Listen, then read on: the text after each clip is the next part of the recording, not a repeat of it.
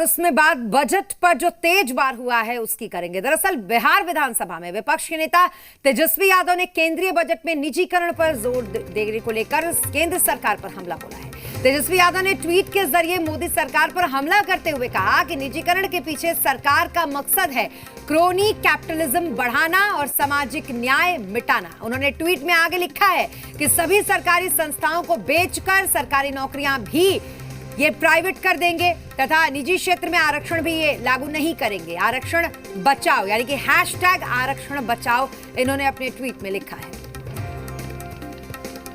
आपको बता दें कि जिस दिन ये बजट आया था उस दिन भी तेजस्वी यादव बजट पर बोले थे। लगभग 5 मिनट तक बोलते हुए उन्होंने इस बजट को कहा था कि भारत सरकार ने अपने बजट के द्वारा सेल लगा दिया है।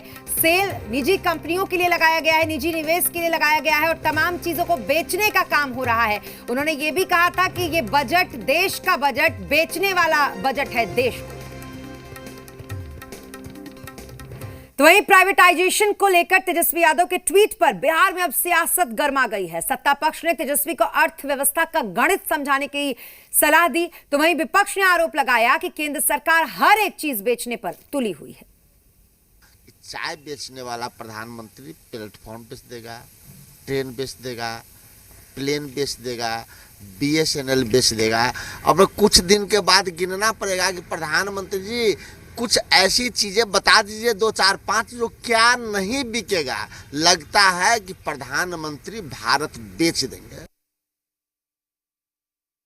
सभी संसाधन रहते हुए उनकी शिक्षा दीक्षा में इतनी कमी रह गई, वो आए दिन झलकता भी है कि उन्हें देश और प्रदेश का विकास कभी दिखता नहीं है और अनर्गल बयानबाजी करके सिर्फ अपना राजनीतिक फायदा वो उठाना चाहते हैं। सामाजिक न्याय के नाम पर उनके पिता आदरणीय लालू जी और उनकी पार्टी ने गरीबों को कितना बेवकूफ बनाया है या किसी से छिपा हुआ नहीं है। और अब जब देश हित में कोई कार्य होता है तो वो सिर्फ जनता में भ्रम की स्थिति फैलाना चाहते हैं। खैर, उनकी बयानबाजी से कोई फर्क नहीं पड़ेगा। प्रधानमंत्री नरेंद्र मोदी जी के रहते देश के और बिहार के पिछड़ों दलितों के आरक्षण, उनके हक हुकूक को कोई छू भी नहीं सकता है। कोरोना के बाद विषम आर्थिक परिस्थिति से जिस प्रकार से बहादुरी के साथ देश निकला है और तेजी से आर्थिक विकास कर रहा है, ये निश्चित रूप से हम सबों के लिए सुकून देने वाला है। लेकिन नेता विरोधी दल के अपने परिवार का आर्थिक विकास नहीं हो रहा है, उनको गरीबों का हक हुकूक लूटने का अवसर नहीं मिल रहा है, इसलिए उनको ये नहीं दिख रहा। एक निरंतर प्रक्रिया के तहत कोई भी देश अपने अर्थव्यवस्था को मजबूती प्रदान करता है। WTO की भी कुछ नॉर्म्स हैं।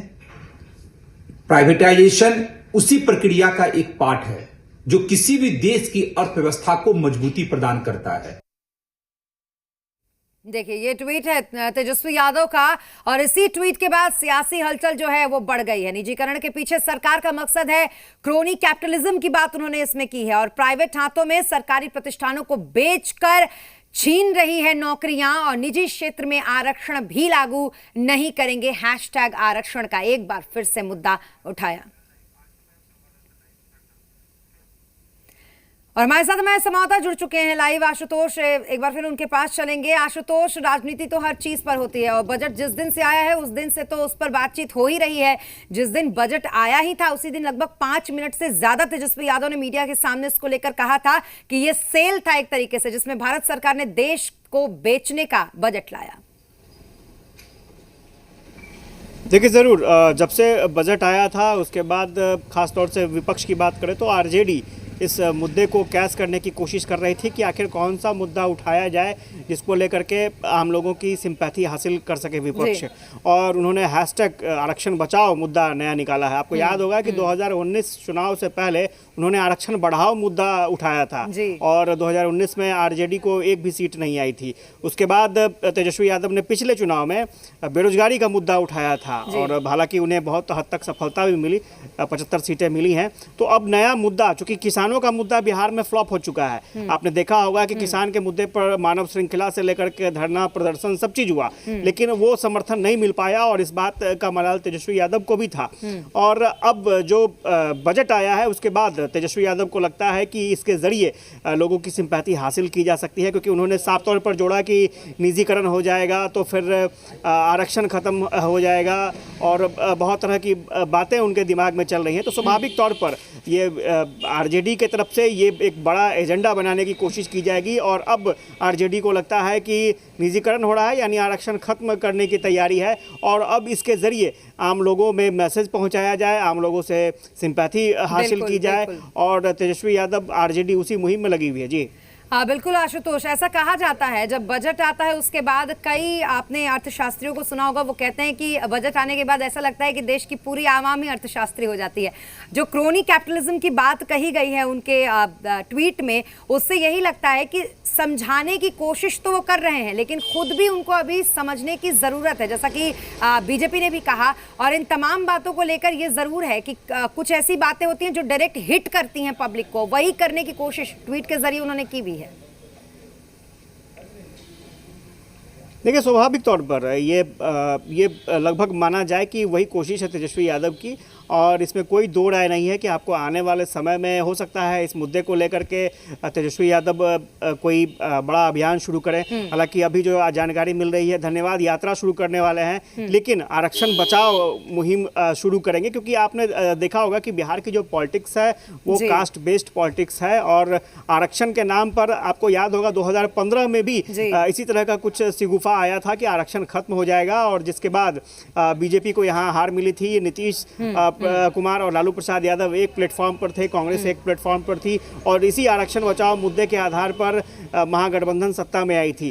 तो तेजस्वी यादव को लगता है कि ये बहुत बड़ा इशू बन सकता है, क्योंकि जो आबादी है वो बहुत बड़ी आबादी है और ख़ासतौर से प्राइवेट सेक्टर की बात करें तो प्राइवेट सेक्टर में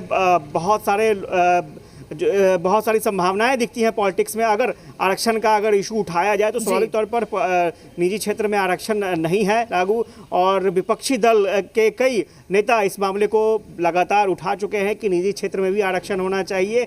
तो कहीं ना कहीं निजी क्षेत्र जो बजट में जो कंपनियों को बेचने की बात आई है, सरकारी संपत्तियों को बेचने की बात आई है, ऐसा लगता है कि इसके जरिए जो सरकारी संपत्तियां अगर बिकती हैं, प्राइवेटाइजेशन होगा और अभी फिलहाल सरकारी नौकरियों में जो आरक्षण है, जिन कंपनियों को बेचने की बात चल रही है वहाँ अभी आरक्षण फॉर्मूला लागू है, लेकिन जब निजीकरण की बात आएगी तो वहाँ आरक्षण फॉर्मूला खत्म हो जाएगा। तो ऐसे में नुकसान जो है वो एक बड़ी आबादी को होगा और इसी आबादी की सिंपैथी हासिल करने के लिए आरजेडी और तेजस्वी यादव एक मुहिम कह सकते हैं। अभी तो सोशल मीडिया पर ये मुहिम है, आगे आने वाले समय पर ग्राउंड पर भी सबसे अच्छा कह सकते हैं उनके लिए तरीका। और खास करके हमने देखा था कि बजट वाले दिन उन्होंने अपने पिता को भी याद किया था कि जब वो रेल मंत्री रहा करते थे तो फिर तो बड़ी बड़ी घोषणाएं होती थी, लेकिन आज उन्हीं के डर से वो कहते हैं कि आम बजट में रेल बजट को भी शामिल कर दिया गया। बहरहाल बहुत शुक्रिया तमाम जानकारी के लिए आशुतोष आपका।